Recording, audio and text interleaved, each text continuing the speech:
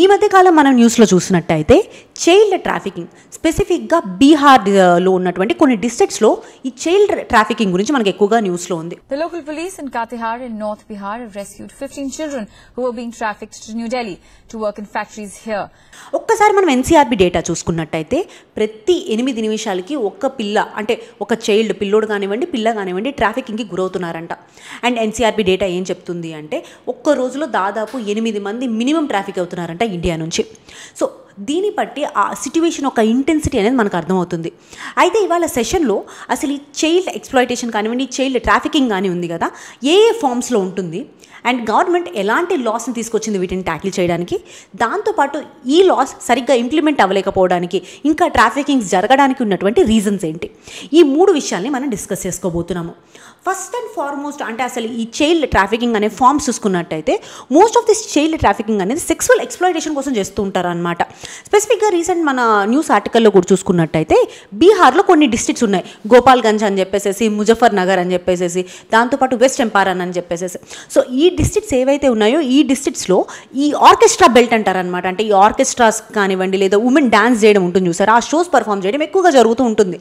And స్పెసిఫిక్గా ఇందులో 12 ఏళ్ళ కన్నా చిన్న వయసు ఉన్నటువంటి ఆడపిల్లల్ని ఇక్కడ అమ్మేస్తూ ఉంటారంట. దాదాపు 10,000 రూపాయల కన్నా తక్కువ మనీకి ఈ 12 years లోపల ఆడపిల్లని అమ్మేస్తూ ఉంటారు ఈ స్పెసిఫిక్గా ఆర్కెస్ట్రా బెల్ట్ ఉన్నటువంటి డిస్ట్రిక్ట్స్లో. And most of these people ఎవరైతే ట్రాఫిక్ చేయబడతారో ఈ ఆడపిల్లలు వాళ్ళని సెక్సువల్ ఎక్స్ప్లాయిటేషన్కి గురి చేస్తూ ఉంటారు. సో ఇదని first and foremost reason. Second important reason వచ్చేటప్పటికి ఈ చైల్డ్ ట్రాఫికింగ్ అనేది లేబర్ ఎక్స్ప్లాయిటేషన్ ఫామ్లో కూడా చూడొచ్చు అనమాట. ఐఎల్ఓ అంటే ఇంటర్నేషనల్ లేబర్ ఆర్గనైజేషన్ ఉంది కదా, ఐఎల్ఓ మనకు ఒక రిపోర్ట్ ఇచ్చింది. ఐఎల్ఓ రిపోర్ట్ ఏం చెప్తుంది అంటే ఇండియాలో 10 లక్షలకు పైగా చైల్డ్ లేబర్ ఉన్నారని చెప్తుంది. అందులో దాదాపు 50% ఆఫ్ ద చైల్డ్ లేబర్ ఈ ట్రాఫిక్ చేయబడినటువంటి పిల్లలే అని చెప్తుంది అనమాట. వీళ్ళు ఎక్కువగా ఏ ఇండస్ట్రీస్లో ఉంటారో తెలుసా, బ్రిక్లిన్స్లో, దాంతోపాటు కార్పెట్ వీవింగ్ అండ్ ఇంకా కొన్ని ఎలక్ట్రానిక్స్ అండ్ కెమికల్స్ ఇండస్ట్రీస్ ఉంటాయన్నమాట, అవి అన్ఆర్గనైజ్డ్ సెక్టర్లో. సో ఈ సెక్టర్లో ఉన్నటువంటి ఇండస్ట్రీస్లో ఈ పిల్లలు ఎక్కువగా ఎంప్లాయ్ చేసేస్తూ ఉంటారు. ఎందుకంటే వీళ్ళు ఆల్రెడీ ట్రాఫికింగ్కి గురై ఉంటారు, వీళ్ళకి పేరెంట్స్ ఉండరు, పెద్దగా తెలియదు, వీళ్ళకి వెనక్కి వెళ్ళడం తెలియదు. సో ఇలాంటి వాళ్ళని ఆ హజార్డస్ ఇండస్ట్రీస్లో పెడుతూ ఉంటారు అనమాట. ఇది అదర్ ఫార్మ్ ఆఫ్ ఎక్స్ప్లాయిటేషన్.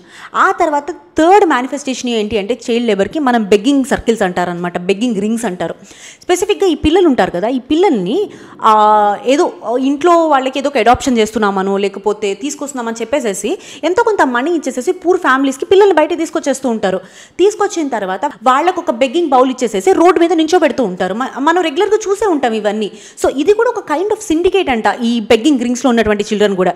ఎంతమంది ఉన్నారు తెలుసా ఇండియాలో అలా బెగ్గింగ్ చిల్డ్రన్, స్పెసిఫిక్గా ట్రాఫిక్ అయిన వాళ్ళు 1,00,000 మందికి పైగా ఉన్నారంట చిల్డ్రన్, ఇలా ట్రాఫిక్ అయిపోయి బెగ్గింగ్ రింగ్స్లో ఉన్నోళ్ళు. అండ్ ఇంకొకటి మనం చూసుకున్నట్టయితే ఎవరైతే పిల్లలు ఈ ట్రాఫికింగ్ గురవుతూ ఉంటారో more than 30 to 40% of the children drug ట్రాఫికింగ్లో కానివ్వండి, ఆర్గనైజ్డ్ క్రైమ్లో కానివ్వండి, సో ఇలాంటి ఇల్లీగల్ యాక్టివిటీస్లోనే ఉంటూ ఉంటారు. ఈ ఓవరాల్గా ట్రాఫికింగ్ అనే ప్రాబ్లం ఉంది కదా, ఈ ప్రాబ్లమ్ని సాల్వ్ చేయడానికి government of India different acts తీసుకొచ్చింది అనమాట. ఫస్ట్ అండ్ ఫార్మోస్ట్ యాక్ట్ దీనికి 1956లో the immoral trafficking prevention act. అంటే ఎవరైనా సరే పిల్లల్ని కానీ ఎవరినైనా సరే సెక్షువల్ ఎక్స్ప్లాయిటేషన్ కోసం కనుక ట్రాఫిక్ చేసినట్టయితే అది పనిషబుల్ అఫెన్స్గా చెప్పింది.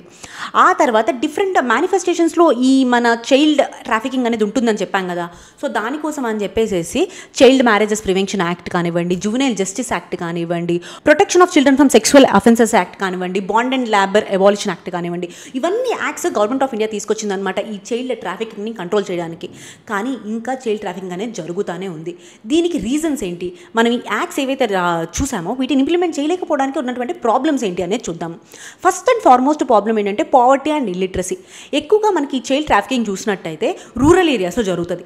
అండ్ దాంతో పాటుగా ఎక్కడైతే పూర్ హౌస్ హోల్డ్స్ ఉంటారో అండ్ దాంతోపాటు ఇంకా అర్బన్ ఏరియాస్లో కూడా స్లమ్స్లో స్పెసిఫిక్గా ఎవరైతే మైగ్రేట్ అయ్యి వస్తూ ఉంటారో పల్లెటూరుల నుంచి వాళ్ళకి అసలు చైల్డ్ ట్రాఫికింగ్ అండ్ ఆ ట్రాఫికర్స్ స్పెసిఫిక్గా ఎవరైతే ట్రాఫిక్ చెకింగ్ చేస్తున్నారో వాళ్ళు వాడేటటువంటి మెథడ్స్, వాళ్ళు ఎలాంటివి చూపించి బెయిట్స్ లాగా పిల్లల్ని తీసుకుంటారు, ఈ విషయాలన్నీ వాళ్ళకి అసలు తెలియవు, వాళ్ళకి అసలు అవేర్నెస్ కూడా ఉండదన్నమాట ఈ విషయాల మీద.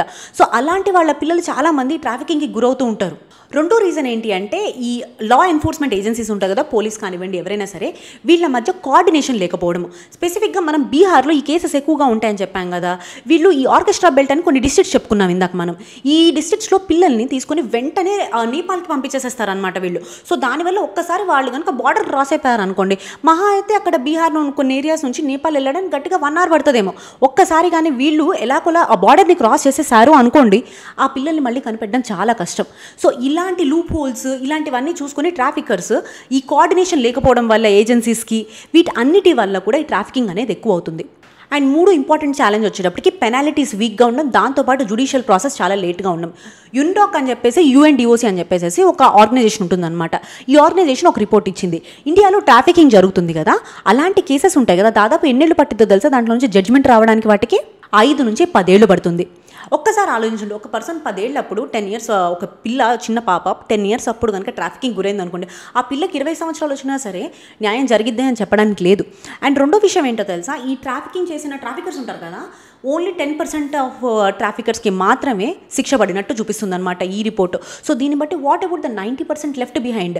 అంటే చాలా విషయాలు ఫస్ట్ ఆఫ్ ఆల్ రిపోర్ట్ చేయడమే చాలా తక్కువ ఈ ట్రాఫికింగ్. ఎందుకంటే వాళ్ళకి ఏ ఫామ్ ఆఫ్ ట్రాఫికింగ్ అనేది తెలియదు, పిల్లలు వెళ్ళిపోయారో తెలియదు, లేకపోతే ఎవరైనా తీసుకెళ్లారో తెలియదు అక్కడ ఉన్నటువంటి పేరెంట్స్కి. అండ్ ఆ తర్వాత ఒకవేళ దొరికినా సరే ఓన్లీ 10%కి మాత్రమే శిక్ష పడుతుంది అంటే what about the rest of the people? ఈ చైల్డ్ ట్రాఫికింగ్ ఏదైతే ఉందో one of the gravest human right violations. ఒక చిన్న పిల్లోడు, అతనికి అసలు ఏం చేయాలో తెలియదు, ఒకవేళ ట్రాఫికింగ్ జరిగి ఇంకో ప్లేస్కి వెళ్ళిన తర్వాత వెనక్కి రావడం తెలియదు. సో వాళ్ళ యొక్క లైఫ్ మొత్తము ఇలా తిరిగిపోతూ ఉంటుందన్నమాట తెలియకుండానే వాళ్ళకి. సో ఇలాంటి గ్రేవెస్ట్ హ్యూమన్ రైట్ వైలేషన్స్ ఏవైతే ఉంటాయో వాటిని ట్యాకిల్ చేయాలంటే ఇన్స్టిట్యూషన్స్, దాంతోపాటు ఇంటర్ ఏజెన్సీ కోఆర్డినేషన్స్ అండ్ దాంతోపాటుగా పబ్లిక్ యొక్క అవేర్నెస్ అండ్ మన పబ్లిక్ కూడా ఎంతో సహాయం చేస్తే కానీ ఇలాంటి నుంచి బయటికి పిల్లలు రాలేరు. Thank you so much for listening. మీరు కామెంట్ సెక్షన్లో స్మైల్ స్కీమ్ అంటే దేనికి అనేది చెప్పండి.